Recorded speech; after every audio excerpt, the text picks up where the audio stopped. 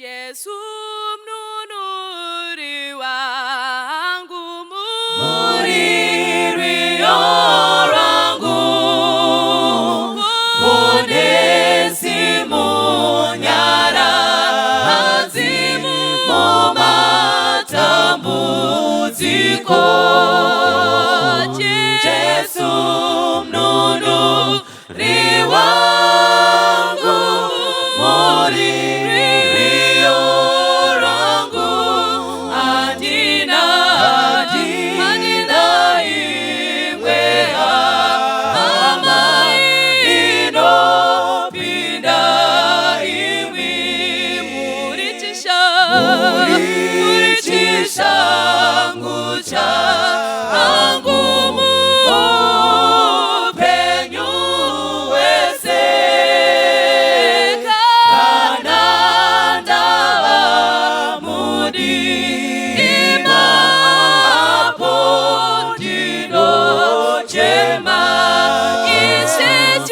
Yesu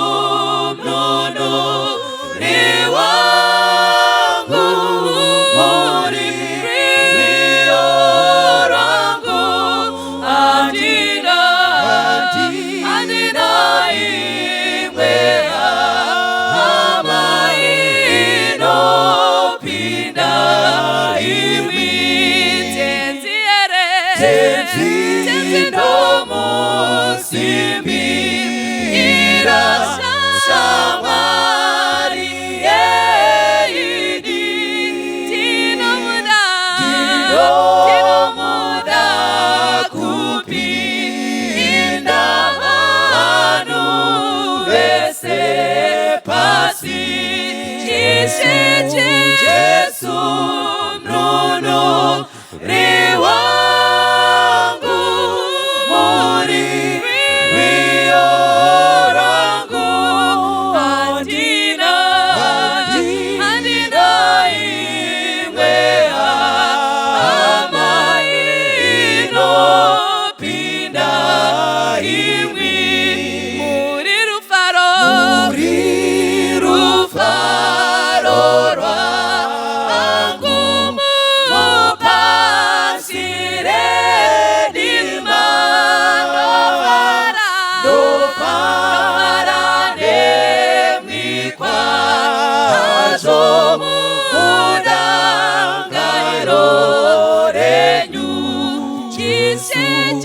Yesu mnunuri wangu, muriri orangu, andina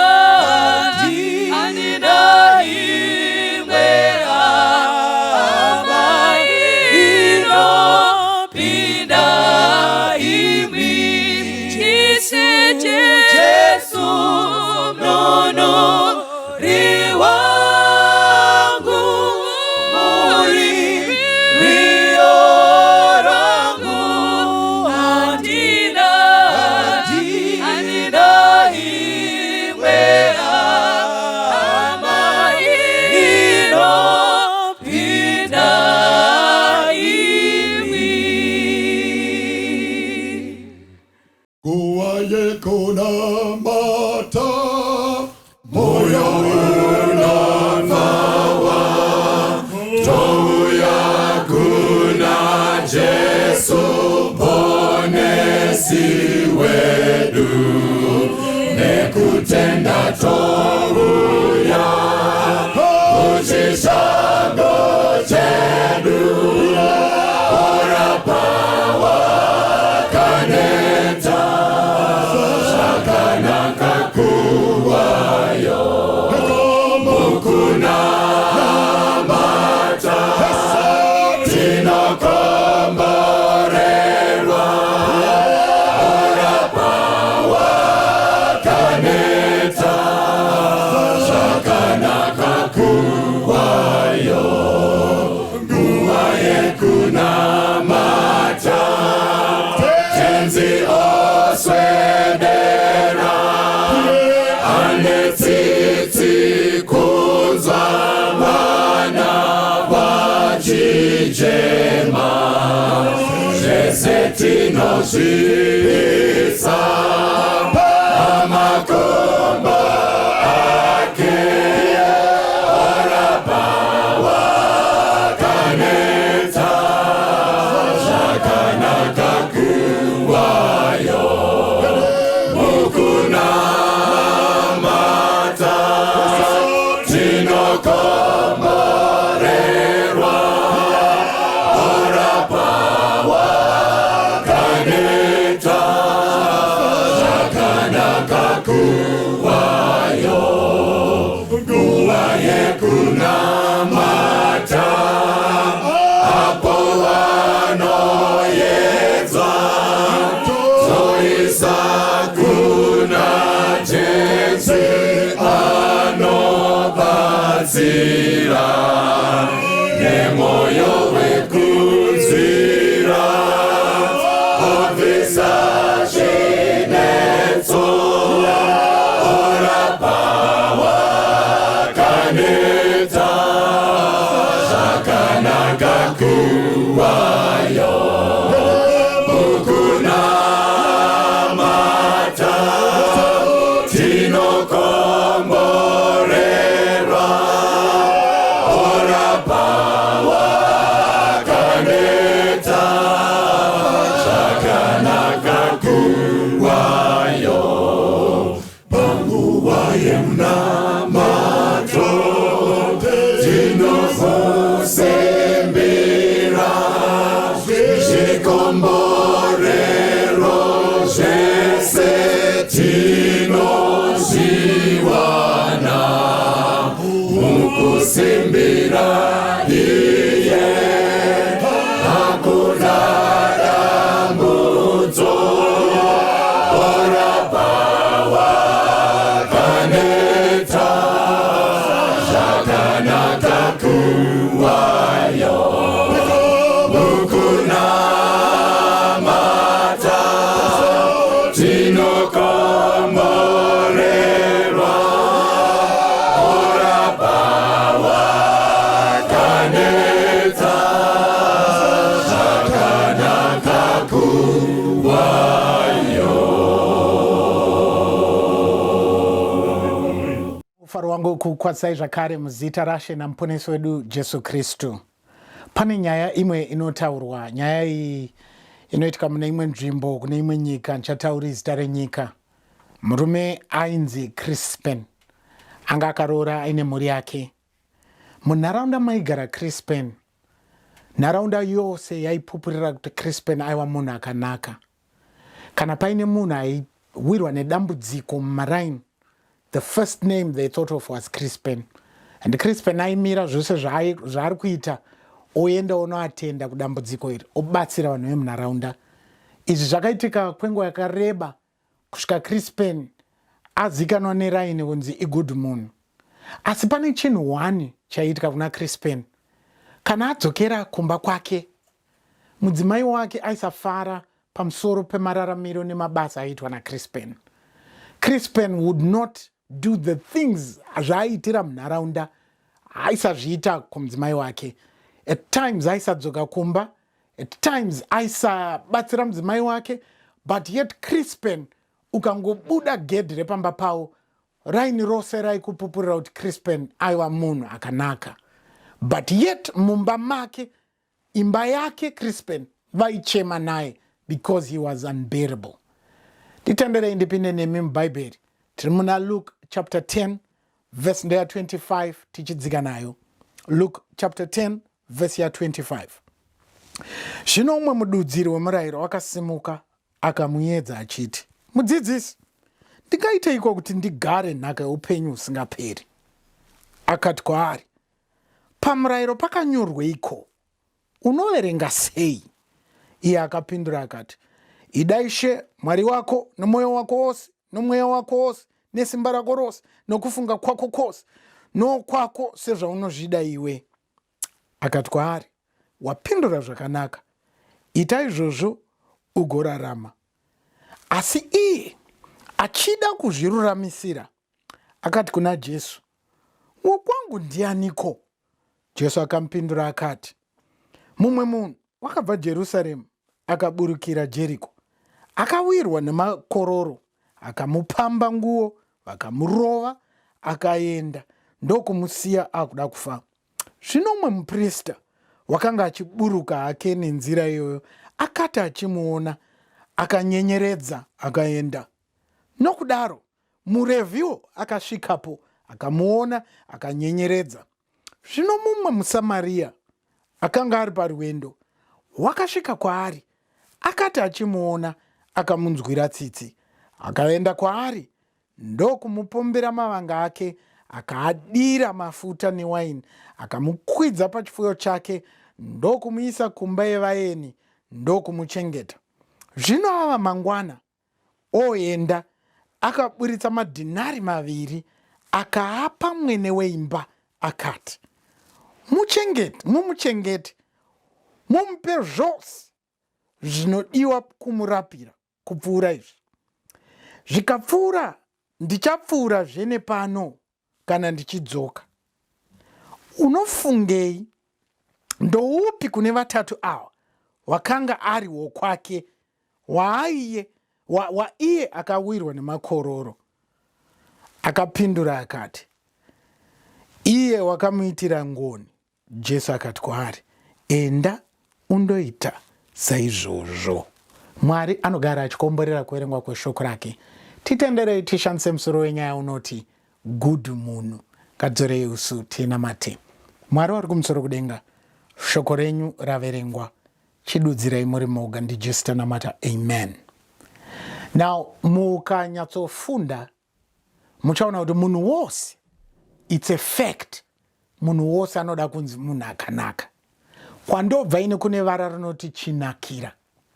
Munyaya yatatanga kufunda, Crispin, dai kuri kwedu taimuti Crispin ane chinakira.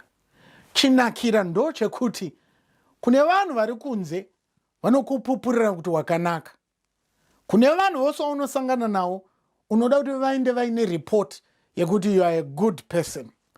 But yet mukati memoyo wako you know yourself, you are far away from good.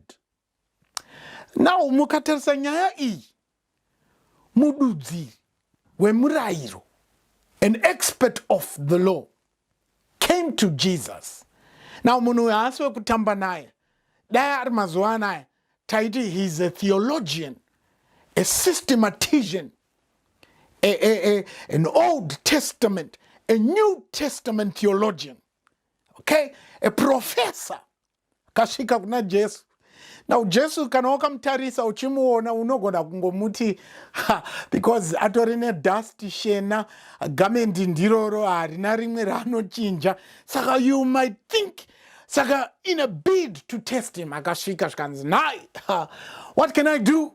And ndoda kuti mutarisa Jesu. Jesu anomutarisa, mumwe munyori anoti akamuda achimutarisa achimuona zvikanzi unoerenga sei?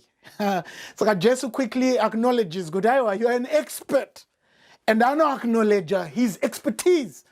Zvikanzi how do you read? Unonzwa kuti kudii mumurayiro? Zvikanzi murayiro can be summarized in 2. Love the Lord your God with all your strength, with all your mind, with all your... Deuteronomy chapter 6. Zvikanzi that's very good. Zvikanzi what else? Zvikanzi also love yourself as your neighbor. Love your neighbor as yourself. Zvikanzi ingawapedza. Zvikanzi go and do likewise. Ndobva futi. Ndobvati ndarowa 1-0 but aiwa ndikarowa 1-0 nemunhu asina kuenda kuchikoro.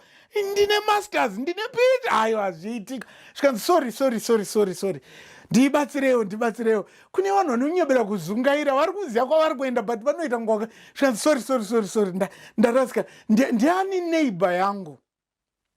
Now this question, mukazoenda kune vanofunda Bhaibheri, this question answers a lot and it speaks a lot to the formula of salvation. Now, Jesu anoints the formula of salvation in 3 simple steps. 3 simple steps. Panopedza naurano ino ndoda kuti mutsakanganwe the 3 simple steps to salvation. Because mubvunzo uri what shall I do to have eternal life? Mubvunzo uri hinged on the conditions of salvation. But Jesu anozoisa the plainest 3 conditions to salvation. Saka now, pano uya manje Jesu anoti okay, wakuvunza kuti neighbor ndiani. All right. Rega ndikudai pane mumwe murume aiburuka achibva Jerusalem akananga kuJericho. Akawirwa nematsotsi, you know the story. Awirwa nematsotsi akarohwa basiwa kuda kufa. Now, when you look at this story, haina title yekuti Good Samaritan. The title yakauya nevanhu. But nhasi regai tifunde in depth. Because this man and Jesus decides to use this illustration or analogy to expound on this principle of salvation. Sakanoti, as this man was going, he was left for dead. Ndobva pauya mupriest. A priest is a churchly figure. In fact, a priest is the one who takes the voice of the people straight to God. A prophet, they are not taught the voice of God straight to the people. Saka, a priest is a form or a picture of an intercessor between God and men.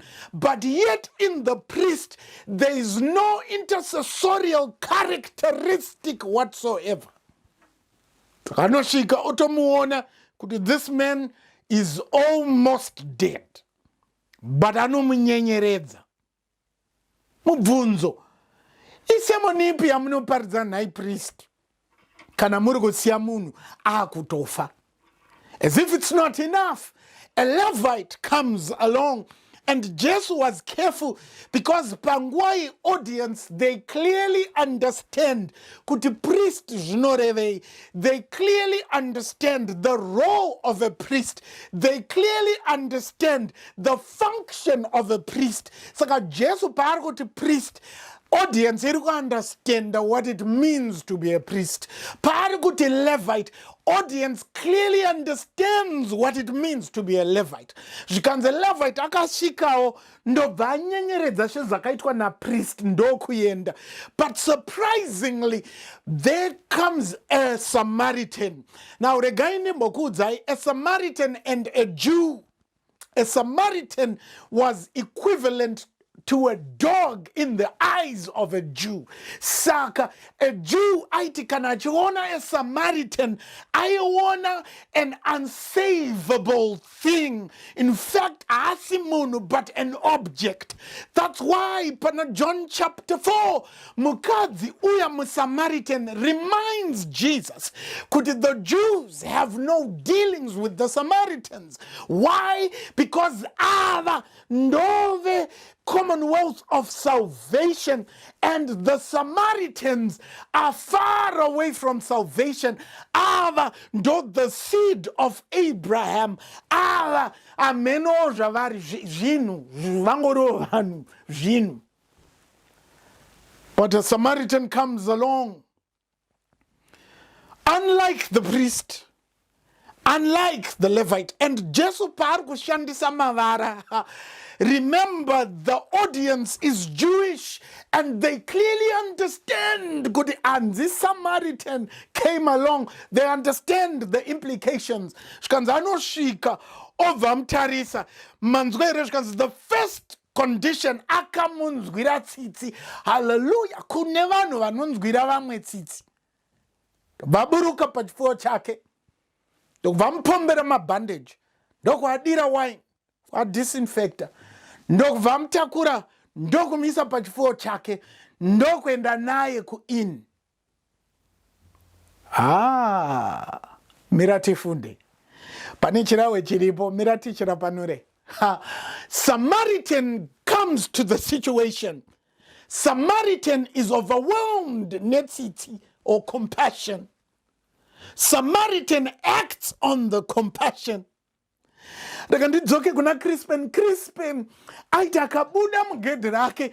Crispin anonzwira vamwe vese compassion. but paanongopinda mugedhi rake achiona mudzimai wake, Crispin is out of compassion. Nai Crispin, compassion yako sei yakazara kuvanhu vekunze, but yet it's not muwako veimba yako. Samaritan ano urwa mupombera omisa pachipfuwo oenda naye kuinn. Question, and then ndoda kuti mufunge this at the back of your minds. Mamuchizviziva here kuti Samaritan munomuti good, but mubvunzo good to who? Because zvaari kuita, if he took this man up to Jerusalem, the Jews were going to condemn, including the man waabatsira. The man had the right. I did not know. Kusvika ndazofunda nhasi mukasvika paaccident scene, vanhu mabodies aripo, muri first aid, chekutanga munosika consent yemunhu wamuri kuda kubatsira kuti my name is Maurede, I am a first aid, would you allow me to help you? Because mukamubatsira akazopona ane mvumo nekodzero yekuti Maurede ari kupi ndoda kumuona, because paakanditakura paaccident scene achindiendesa kuchipatara ndakazoguma ndarasikirwa negumbo rangu, saka I need to sue him. Ane mvumo yekukusungisa. Ndo first code yaunodzidziswa ku first aid. Before you render help, you seek consent. Saka mujuu uyu abatsirwa nemusamaritan, he has the right to say, who gave you consent kuti unditakure, knowing that I am a Jew and you are a Samaritan? But the Samaritan does not look at that, and he does it anyway. And number two, if this Samaritan had taken the man to Jerusalem where the Jews are, the Jews had the right. Kuti urikumbata sei, urikumbata pakai. Iwo wabati itsitsidzei chimborume kubvisa mwana wemvana madziwa. Who gave you the right? Siyafe. And anambokumbira siya akadaro. But the Samaritan does not look at that. Saka it's obvious the Samaritan was never good even to the Jews. Now, scenario number two, Samaritan dakatakura murume uyu omuendesa ku Samaria kwakazara maSamaritans. The man was not going to be good, because the Samaritans would say, ko watunzireiko muJew pakati pedu, unoziva kuti vanhu they are self-righteous, why did you bring? So case number two, the Samaritan was also not good amongst his own Samaritans. The Samaritan is not good to the Jews. So who is he good to? This is the question we want to answer. Are you good kunani? Because when you say the good Samaritan, mubvunzo wandiri kubvunza, who is he good to? Because to the Jews he's not good, to the Samaritans he's not good, yet he helps the men anyway.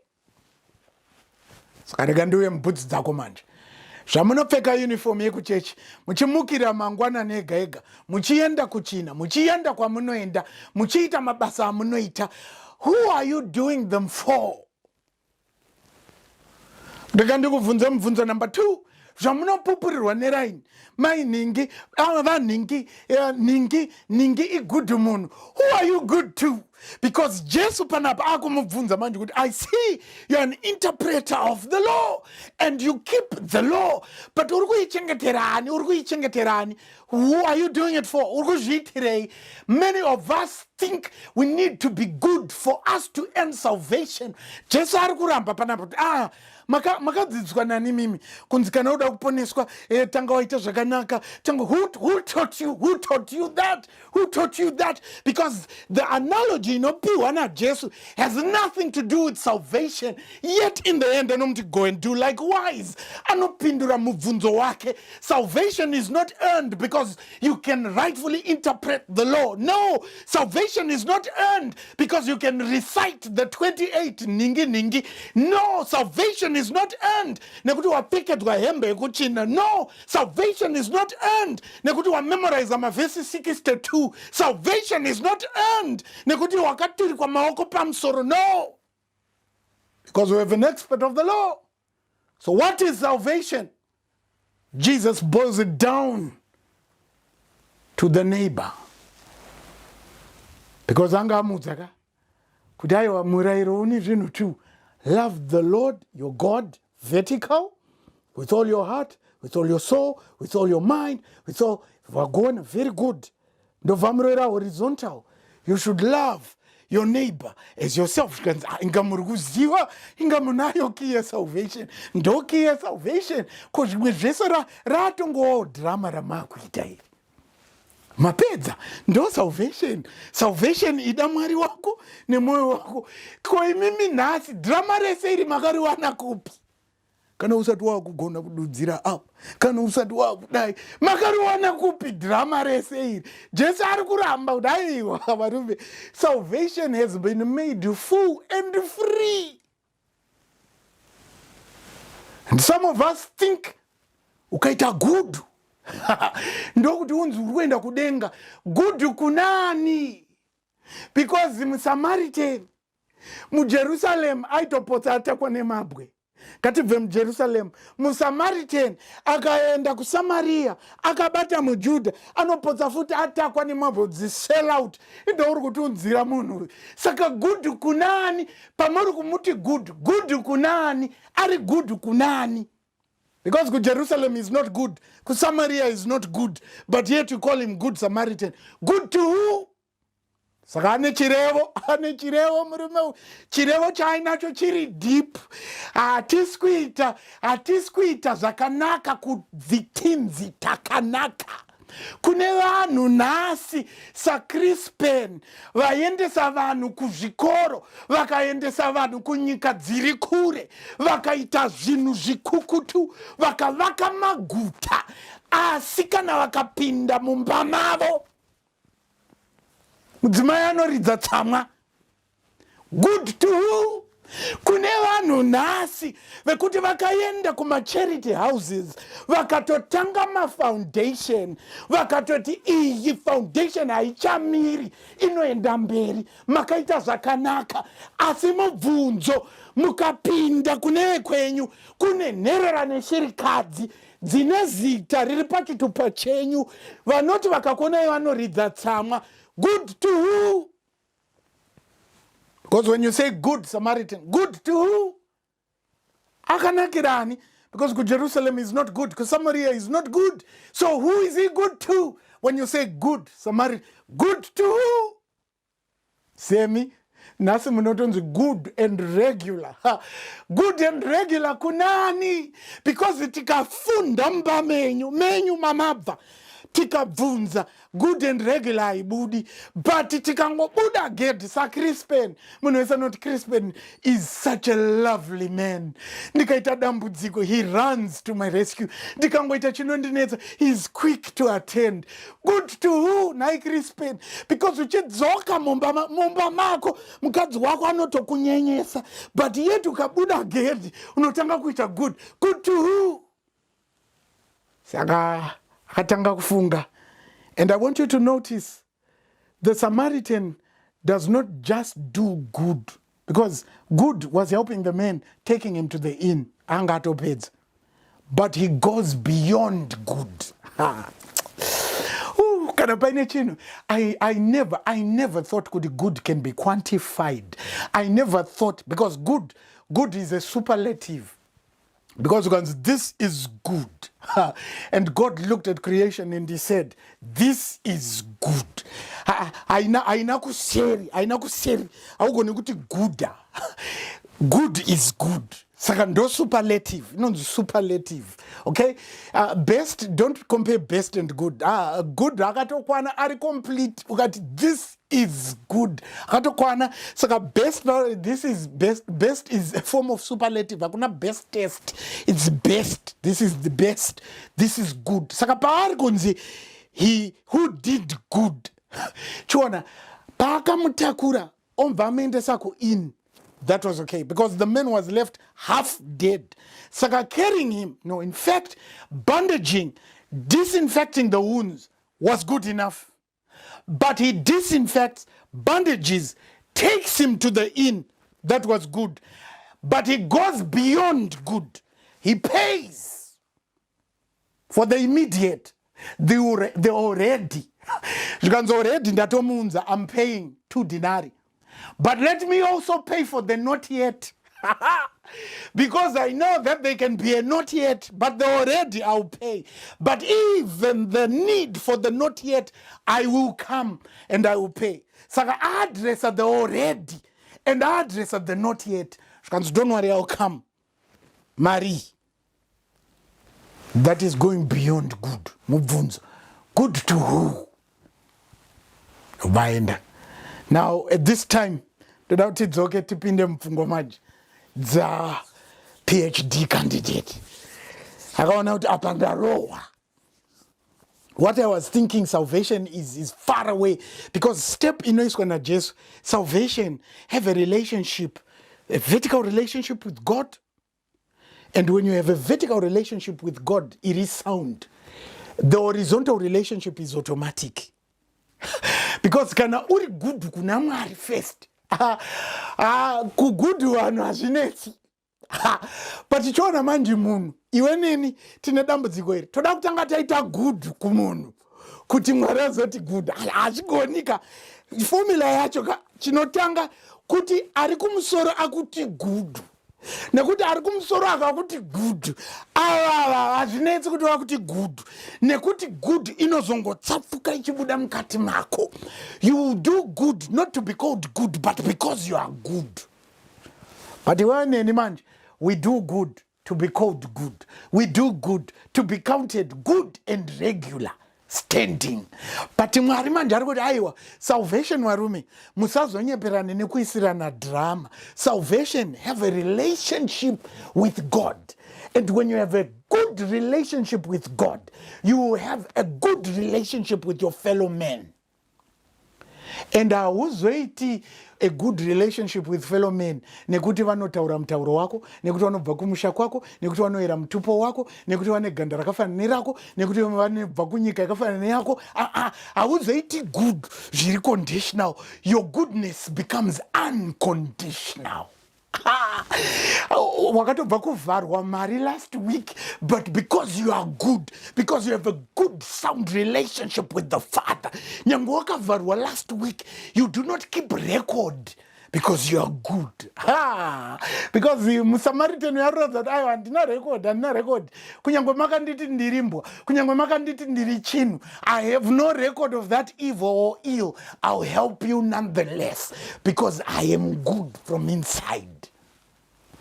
Mubvunzo wangu manje, imi muri good kunani? Sa Crispin. Raini Rose. Rekuti Crispin igudu munhu. But denga, nemukadzi wake, nemhuri yake Crispin vanoti Daddy is a beast. But Daddy wakabuda Ged, good munhu. Good kunani. So I want to make this appeal. Safira kunzunzi good nevanhu. You're getting it the wrong way. The formula to salvation, 3 steps.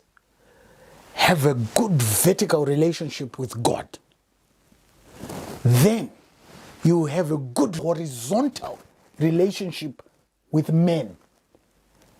Then trust God. Because this goodness cannot be found from men. Even there is nothing good in us. Nasu ukatondiri Maurede Gudhu munhu uri kunyepa, because ukauya kune vekwangu chaiva nondiziya, they will tell you I'm far away from good. Nasu ukanditarisa mabasa ndogona kukuitira, it's because I want you to call me good. But the Samaritan says no, I don't do good for you to call me good, but because I am good, because I have a good relationship with the Father. Zvinongobuda mandiri. Ndikupe imenzaniso. Ukatasa mukoko wenyuchi kune vanobura uchi. Ukatora chizenga cheuchi cheche. Chinongobuda uchi. Uchi unenge uchingoerera. Hauchisvini hauchi. Uchi ukangochitakura uchi unenge uchitoerera. Ndoda kuti mutore sponge, foam rubber. Moidira mvura. Unosha kutakura foam rubber. Inotsumba kusa kudonhedzera kana drop asi yakazara nemvura. Only wazoishina ndokuti mvura ibude. Zinga reuchi haridi kusvinwa. kungoritakura chete rinouza uchi. Pane chirawe chiripo. When you are good because you have a good relationship with the Father, your goodness oozes. Hauzosviki uchadhu taneta nevanhu vanoadvert. Inga ndiri good munhu. Panhamo ndinotanga kusvika. Ndinotenga magrosari. Pese paita dambudziko. Zita rangu ndo aiwa muri kuitira good kuvanhu. Asi kana muri good nekuti magara muri good hamutarisi. Ukaona uchichengeta record. Ningi ndakamuendesa kuchikoro. Muri yese wani ndini ndakaidai. Mamuchiitira good vanhu. Maridzo yemuSamaritan. The way to salvation, have a sound relationship with God and have a horizontal relationship with men and trust God because He's the source of goodness. Pane imwe nhambo, umwe mudzidzi futi anozouya oti good teacher, what shall I do? Aibvuma kuti kana iri goodness. Because ukazofunda Psalms 23, David achinyora anoti surely goodness. Saka vara rinoti good. Rine kwarotangira. Goodness and mercy shall follow me the rest of my days. Saka mukaona vanhu vari kuti Gudhu munhu. Asi imi muchiziva kuti hamuna good relationship naMwari. Gudhu kunani? Tabvunza. Mukaona nhasi raini richikupupurirai kuti Gudhu. Mudzimai wenyu ari kuridza tsamwa. Gudhu kunani? Nhasi mukaona munhu wese achiti good and regular. Mumwoyo menyu muchikuudzai kuti kutaura hawo asina mhupo. Gudhu kunani? Ndoisa mukana pachena. It's high time you have a good vertical relationship which will result in a good horizontal relationship. Kana chiricho chidiso nechishuwiro tamata inini. Mwari ari kumusoro kudenga. Tendwai rumbidzwai neshoko. Chitipaiwo ukama hwakanaka nemi. NdiJesu tanamata. Amen. Mwari akuitirei zvakanaka. Uya mweya wakachena mundikomborerenyi kuti moyo wangu ucha kukudza nguva dzese ndidzidzisenyi kukuda kuziva zvakanaka zvechikariro chembiri chinondipa kufara ndauya kune mwitenzi munozondibatsira ndinosimbira kunemwi mundisvitse kumusha Jesu wakanditsvakisa ndanga ndiri mufambi mudambudzo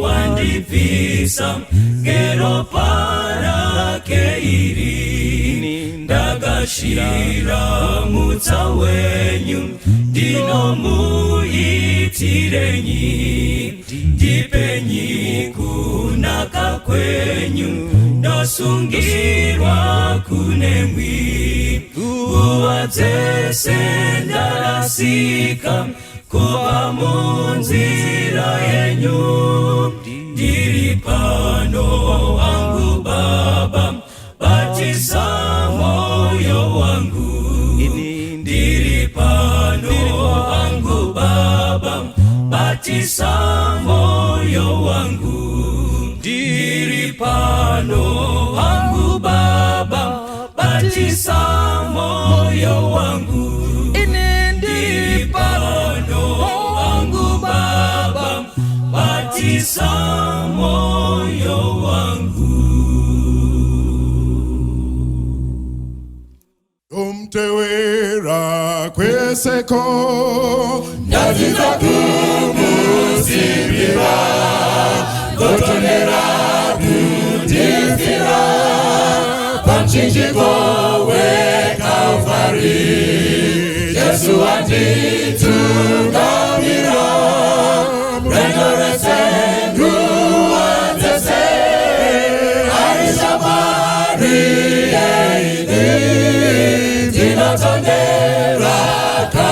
Kalvari, nofarira mtemo wake, nodandi tungamire, rudo rwake rwakanaka, rwaeresa paKalvari, Jesu anditungamira, urwendo rwese nguva dzese, arishamwari yeidi, tinotondera Kalvari, tinofamba tisingatyi, nofara naKristu Petro, nosimbira ndichaona shamwari yepaKalvari, Jesu anditungamira,